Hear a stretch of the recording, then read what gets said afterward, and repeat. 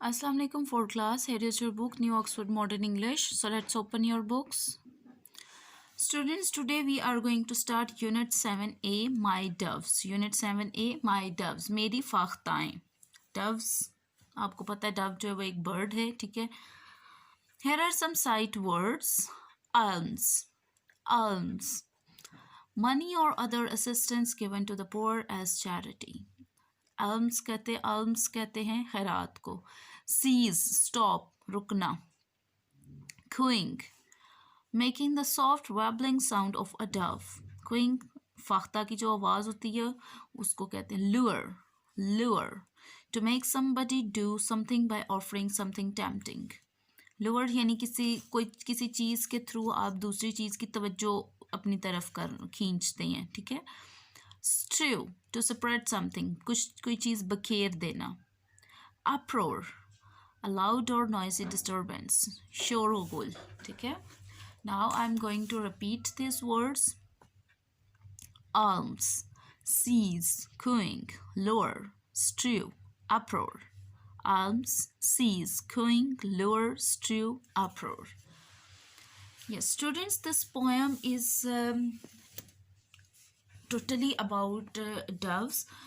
Poet's, आपकी जो poet's हैं, शायरा हैं, फ़ीमेल हैं, लड़की हैं. हर नेम इज़ लुइसा मे एल्कट, का नाम है लुइसा जी. उन्होंने ये पोएम लिखी है डव्स के रिलेटेड, फाख्ताओं के रिलेटेड. वो कहती है कि मैं रोज़ाना अपने बेड से जो है वो फाख्ताओं को देखती हूँ. वो ऊपर आसमान पर दूर ऊंचा उड़ रही होती हैं. फिर वो बहुत ही खूबसूरत होती हैं. उनके जो पाँव हैं बहुत खूबसूरत हैं. उनकी आंखें चमक रही होती हैं, फड़फड़ाते उनके पर होते हैं और उनकी मीठी आवाज़ें होती हैं, ठीक है.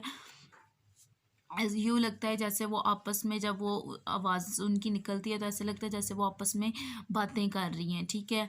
और फिर वो कहती है मैं उनकी तवज्जो लेने के लिए क्या करती हूँ कि अपनी खिड़की के पास कुछ ब्रेड क्रम्स, कुछ रोटी के टुकड़े जो है वो बिखेर देती हूँ, जिससे वो मेरी तरफ अट्रैक्ट होती हैं और फिर आती हैं उन टुकड़ों को खाने के लिए.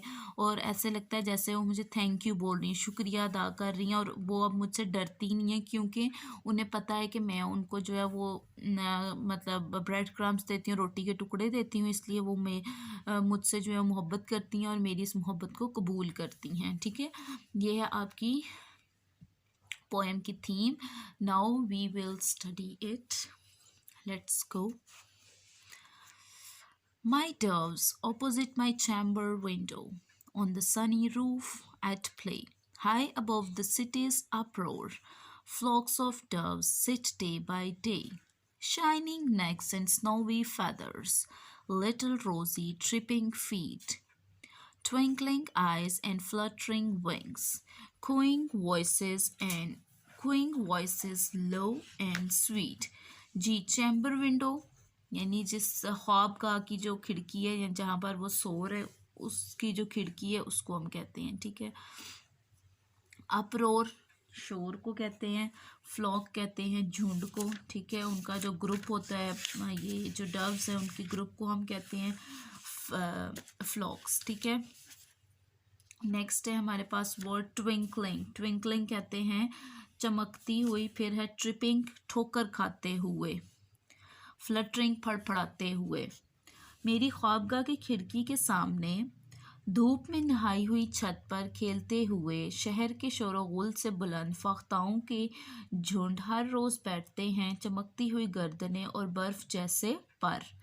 देखिए उनकी जो नेक्स्ट है उसको वो किससे कंपेयर कर रहा है, चमकदार है. और जो उनके पर हैं उनको बर्फ़ के साथ जो है वो कंपेयर कर रही है आपकी पोइटस. नन्हे से गुलाबी ठोकर खाते हुए पाँव, जगमगाती हुई आंखें और फड़फड़ाते हुए पर, गुड़गुं की करती आवाज़ें धीमी और प्यारी. क्विंग यानी उनकी जो सॉफ्ट साउंड्स हैं. Graceful games and friendly meetings do I daily watch and see, for these happy little neighbors always seem at peace to be. On my window ledge to lure them crumbs of bread I often strew, and behind the curtain hiding watch them flutter to and fro. Curtain पर्दे को कहते हैं. Window लेज खिड़की का जो शीशा है, ठीक है, उसको कहते हैं।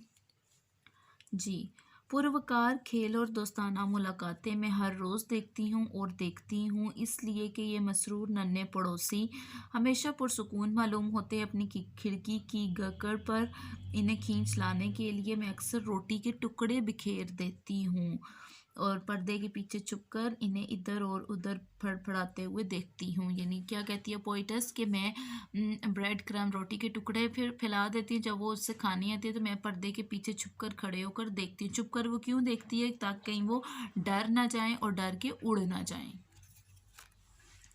Soon they cease to fear the giver. Quick are they to feel my love, and my alms are freely taken by the shyest little dove. सून जल्द ही, सीज रुक जाना, गिवर देने वाला, यानी फिर जल्द ही वो देने वाले से डरना बंद कर देती हैं। मेरे प्यार को बड़ी जल्दी महसूस कर लेती हैं और मेरी हैरात बेझिझक वसूल कर ली जाती है। हैरात क्या होती है? जो हैरात वो क्या दे रही है? ब्रेड क्रम्स, रोटी के टुकड़े। सबसे शर्मीली नन्ही फाख्ता की तरफ से बी, यानी जो सबसे छोटी होती है फाख्ता, वो भी जो है ना वो उससे वो रोटी के टुकड़े जो है वो ले लेती है और उसके साथ ऐसे फ्रेंडली बिहेव करती है। ठीक है, come to next page. In soft flight the circle downward, peep in through the window pane, stretch their gleaming necks to greet me, peck and coo and come again. जी, अब वो क्या कहती है? नरम रोशनी में वो चक्कर काटती हुई नीचे आती हैं, डाउनवर्ड्स, नीचे की तरफ। ठीक है, फिर पीप इन थ्रू, पीप खिड़की के शीशों के से अंदर झांकती हैं। पीप का मतलब होता है झांकना। मुझे सलाम कहने को चमकती हुई गर्दनें लंबी करती हैं। स्ट्रेच का मतलब है कि लंबी करना। ग्लीमिंग नेक्स, चमकती हुई गर्दनें। ग्रीट का मतलब होता है सलाम करना। ठूंक मारती हैं और गुड़गुड़ करती हैं और दोबारा आती हैं, यानी वो खुशी में उसको थैंक यू कहती हैं कि उसने जो उसे उनको ब्रेड क्रम्स दिए। जी, ये थी आपकी reading. Now come to page number 82। Yes, page number 82, question number B, exercise B, working with words. यहाँ पर हमारे पास कॉलम है, match the adjectives in column A with the nouns in column B. हमने ये एडजेक्टिव्स हैं और इनको यहाँ नाउन्स के साथ मैच करना है। अब ये क्या बन जाएंगे? एज ब्लैक एज मिडनाइट, यानी रात की तरह स्याह। एज कोल्ड एज आइस, बर्फ़ की तरह ठंडा। As blind as a bat, चमगादड़ की तरह अंधा। As deaf as a post, मुकम्मल तौर पर बिल्कुल ना सुनना। As fit as a fiddle, to be very healthy and strong, चाको चौबंद। As flat as a pancake, flat मतलब लेवल पे, जो ज़मीन लेवल होता है जिसका, उसके लिए हम यूज़ करते हैं पैनकेक की तरह लेवल होना। ठीक है, as free as a bird, परिंदे की तरह आज़ाद। As graceful as a swan, हंस, स्वान कहते हैं हंस को, हंस की तरह खूबसूरत। एज हंग्री एज अ वोल, भेड़िए की तरह भूखा। एज रेड एज अ रोज़, गुलाब की तरह सुर्ख। ये है आपकी कॉलम मैचिंग। नेक्स्ट है हमारे पास exercise C, learning about language, page 83, part number 1। जी, से whether the following are in the simple present or present continuous tense। नीचे जो हमारे पास कुछ सेंटेंसेस है उसमें हमने बताना है कि प्रेजेंट सिंपल प्रेजेंट टेंस वाला कौन सा सेंटेंस और प्रेजेंट कॉन्टीन्यूस वाला। तो इसकी पहचान क्या है कि जो जिनमें वर्ब की फर्स्ट फॉर्म के साथ ing लगा होगा वो कौन से होंगे? प्रेजेंट कॉन्टीन्यूस होंगे। और जिसमें सिंपल फर्स्ट फॉर्म या उसके साथ s लगा होगा तो वो सिंपल प्रेजेंट टेंस होंगे। ठीक है, अब देखें, I am eating my lunch, I am eating my lunch. अब ईटिंग ING आ गया तो ये कौन सा है? Present continuous tense. ठीक है, इसमें आप फुल लिख लेंगे present continuous. I eat my lunch at 12:30 every day. Eat simple first form आ गई तो ये कौन सा? ये सिंपल प्रेजेंट टेंस का है। Number C, my lunch consist of rice and vegetables. अब कंसिस्ट S आ गया तो ये क्या है? सिंपल प्रेजेंट टेंस है। Number D, my mother cooks very tasty food, cooks आ गया तो कुक्स में एस आ गया तो ये सिंपल प्रेजेंट टेंस है। Number E, she is making a cake in the kitchen, ये मेकिंग ING है तो ये कौन सा प्रेजेंट कंटिन्यूस टेंस का। ठीक है स्टूडेंट्स, ये आपकी यूनिट जो है वो कंप्लीट हो गई है। According to your daily basis diary you have to learn your lesson. Okay students, take care and अल्लाह हाफिज़।